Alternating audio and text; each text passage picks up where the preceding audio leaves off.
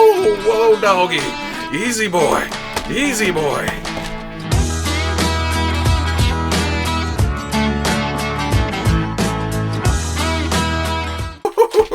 Oh, okay people, welcome back to another Fwoosh review. Today let's take a look at the Hasbro Star Wars Black Series European exclusive Cad Bane and Todo 360. First up, right off the bat, huge thanks to Cad Bane Comics over in Ireland. I was just gonna wait this one out, but they hit me up on Twitter and asked, hey, you want a Cad Bane? And I was like, hell yeah, I want a Cad Bane. It's Star Wars, it's a bounty hunter, it's a cowboy. Yeah, that's three of my favoriteest things in the world. So if you're in the Dublin area, or I guess Ireland in general, go check out Cad Bane Comics. Looking at the package here, it's very clean, very minimalistic, it's very striking, and to me, you know, backwoods Arkansas, that means fancy. Looking at the side, well, it's angled, so I guess it's half front, half side, depending on how you look at it. But we get some very nice artwork in that yellow Clone Wars color scheme. On the back, ooh. Again, a yellow color palette, Star Wars. Warning, small parts, don't put them in your mouth. On the other side, just a Star Wars logo. On the top, more cleanness. On the bottom, includes 2 figures and 2 accessories, some legalese, barcode. But let's get this open, see what's going on here. And opening the package, I nearly went to cut these pieces of tape, flip open the thing, but it just simply slides out of the slipcover. You do get to a point, and it's holding it in there. I'm sure it's just like a piece of tape or something, but it has some kickback. Boop. And there's no plastic over this, so I can cut the bands, take the figures out, leave the packaging intact. And if you wanted to mess with the figure and then put it back in the package, you can just slip it. Well, I guess you can't put the guns back where it is and Todo would fall out. And then you can just, but as nice as the packaging is, I like my action figures and I display loose. So we're gonna do some cutting. It's actually, there we go. There's a pitfall down there. Operation.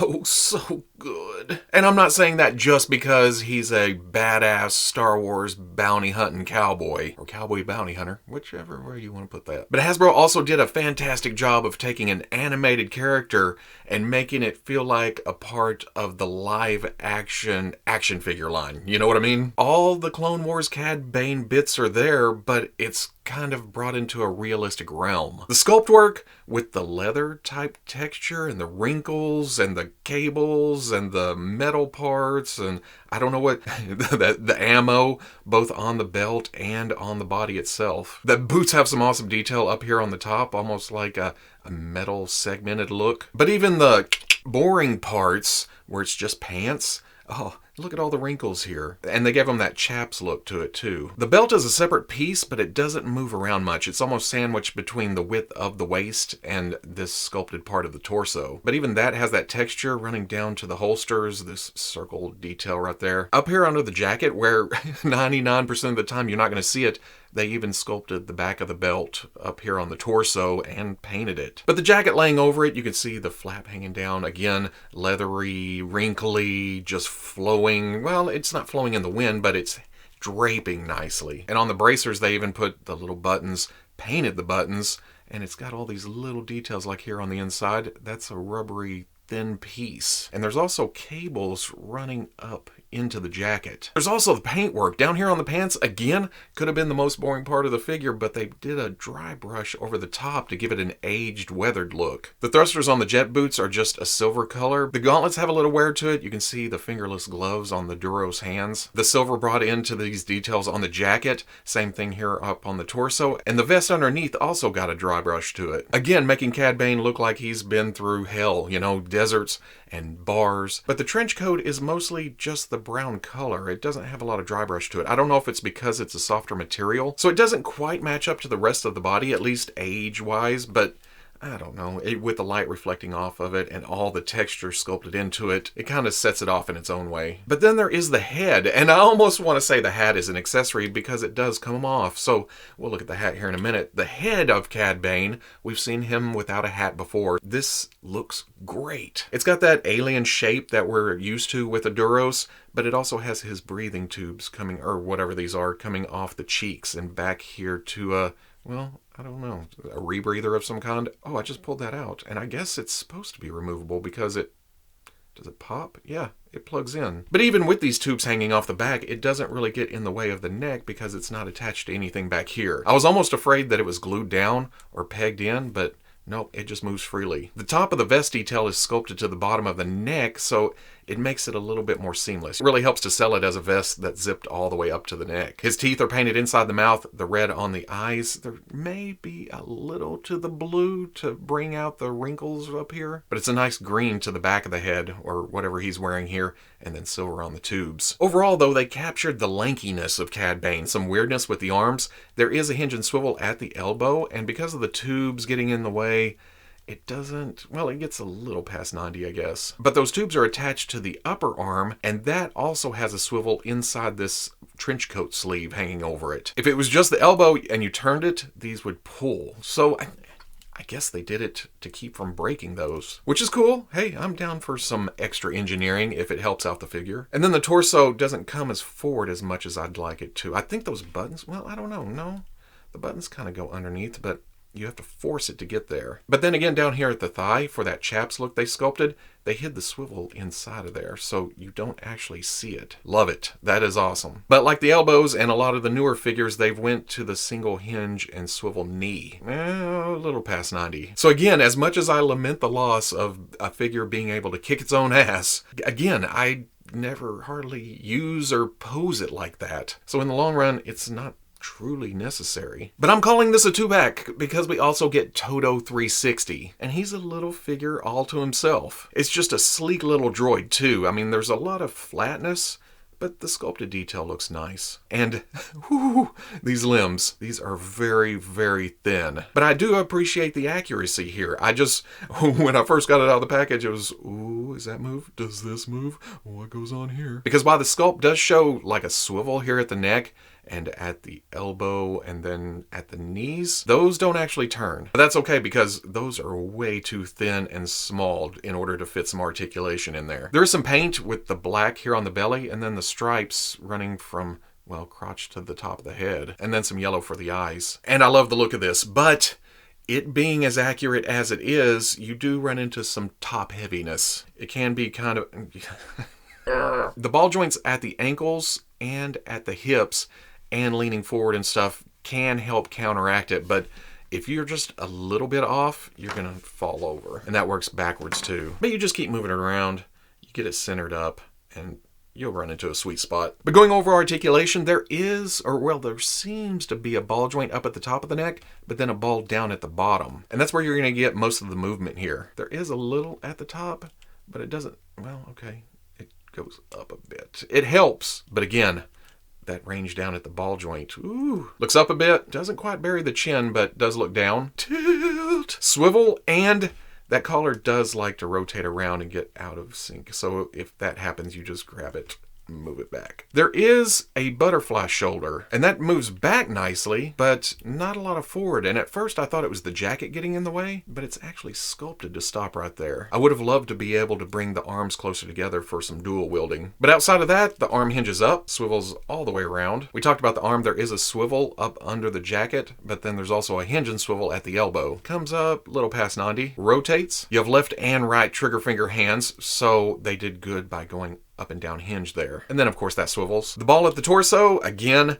not a lot of forward, but good back, and then lots of tilt. Ball at the hip, and with that, ooh, kicks past 90. Back, out, it stops about right there. Swivel at the thigh, hidden in that pant sculpt. Again, single knee, goes up a little past 90. Swivels. The boot thrusters are on a peg, so those rotate. Hinge at the ankle goes back, ooh, all the way. Forward, and then forward facing pin for rocker. Then going over Todo's articulation, there is a ball at the top of the neck going up into the head. Gives you a little back, a little forward. There's the tilt. That swivels. There's a ball joint at the shoulder, and at first, it was a little bit stuck, and I pulled, and it popped, and I thought I broke something, but once you get it loose, it does get some movement. Some in, some out, some rotation all the way around. I was surprised about the rotation here. You can actually make that turn. So that helps if you want one leg up or off to the side, or if he's clicking his heels. It just adds a little bit more personality to the overall posing process. There's ball joints at the hips which go in nicely, but not a lot of out. The leg runs into the body about right there. And then that rotates around in the socket. And then down at the ankles, there's a ball joint that gives you plenty of movement. And that's absolutely necessary to counteract the heavy head. For accessories, of course, we have Cad Bane's hat. And at first I thought, oh, it's just a simple boop. But you can see the leather detail, and there's some dirtiness painted on. And the silver here painted around the top is warped here on the back, I guess where it was in the package. And I heated it up earlier and got it flattened out, and it looked great. But as time has gone on, it's kind of warped itself back down again. But I'm okay with that because it adds a little bit of Cad Bane-ness to it. Some rough and tumble. He likes a good hat, but it's also comfortable, so who cares what it looks like at the back. And this is kind of like the G.I. Joe Classified Series Gung Ho. It goes on and it stays on once you find that sweet spot, but if you miss a bit, it's gonna the difference here though is that this hat is pretty big. It keeps a lot of rain off Cad Bane when he's walking in weather, and because of that, when you're posing around, it's easy to hit. But I do love how you can bring it forward a bit, and he's always just cowboyed up. He also comes with this pouch, nice sculpt to it, got a flap coming over, a couple of leather details, and then the strap coming off of it, not the softest material. It's sculpted to lay like this, with the pouch in the back, but it also has a tendency to roam around and stick up and get out of the way. I like it, but I haven't been using it for pictures because it's easy enough to take off just over his head, down the arm. And then, of course, he's going to come with his blasters. I love these things. The shininess of the silver, how nice the brown and black paints are applied. All badass bounty hunters have to dual-wield pistols, right? Easy enough to go in the hands, you just push and twist. And then you can also store them in the holster. And with that, there is a spot you get to when you push, it pops. And it's somewhere down here because when you try to pull it out, the whole holster comes up. And I appreciate that it's not just going to fall out and get lost, but at the same time, when I pull on it, because of the thinness of the blaster, I'm almost afraid it's going to break. But I've also done this about 20 times in the past hour, and it hasn't given me trouble yet. Look at this guy. Also, while we're talking accessories, the jet thrusters down here, I wish there was a hole in it, like we've been seeing with a lot of other Star Wars characters with these like jetpacks. That way you could take blasts and plug them in. But I understand why they didn't. Look at the thickness of that peg. That would have been crazy thin if they did drill out a hole. That's not stopping me from blue tacking it though. Even in neutral pose, the figure just has natural swagger. Height-wise, Cad Bane stands at, well, almost exactly 6 inches. And then Todo stands at 2 1/4. I can't stand it. I gotta have the hat on. Here he is with the Hasbro Black Series new sculpt Camino clone trooper, and then the old sculpt on the Phase 2 clone. Here he is with the Hasbro Black Series Obi-Wan and Anakin. We need Clone Wars versions of those guys. And I know that's not an IG-86, but here he is with IG-88 and then old Hondo. And then for giggles, G.I. Joe Classified Series Duke and Snake Eyes. And then for Todo 360, here is the Bandai model kit R2-D2, the Black Series Dio, the Black Series Child, and then the SH Figure Arts BB-8. I guess I could throw this in here too since it's about the same era. So at the end of the day, Star Wars, Bounty Hunter, Cowboy. So if you enjoyed the review, comment. I'm kidding. I still have more thoughts. I can't get over how much I like this figure. It is crazy. I'm still in the process of going through Clone Wars, so I've seen a little of Cad Bane. But what little you see of Cad Bane, oh man, does he make an impression. So getting him in action figure form that fits in with the rest of my collection, not just animated series figures, oh man. That's just awesome. Hasbro did such a good job here. You go for a pose, and somewhere in the middle of that pose, you realize, oh, he's already looking like a badass. Okay, I'll just leave it like that. Now, this version with the fancy packaging and Todo 360 is a European exclusive, but I have heard that this is coming to the main line soon. Probably without Todo, which does kind of suck, but if you're not in Europe, and I understand how the rest of the world feels now when there's US exclusives, and we're all like, hey, this is awesome, and they're like, I wish I could get that, sons of bitches. So if you're wanting a Cad Bane, I think that's coming. But again, I can't express how much I appreciate Big Bang Comics. Again, over in Ireland. If you're in Dublin, run by there, see what's going on. So if you enjoyed the review, comment, like, subscribe. Much love to the plus. If you're interested in seeing videos early or just in a position to help out the channel, patreon.com. But wherever you may be watching this, I'll always catch you on the Fwoosh. Oh, and now I need an Aura-Sing for sure. And maybe some IG-86 droids. He did fight Quinlan Voss too, didn't he? Just getting this, it makes me realize how many more Clone Wars characters we need.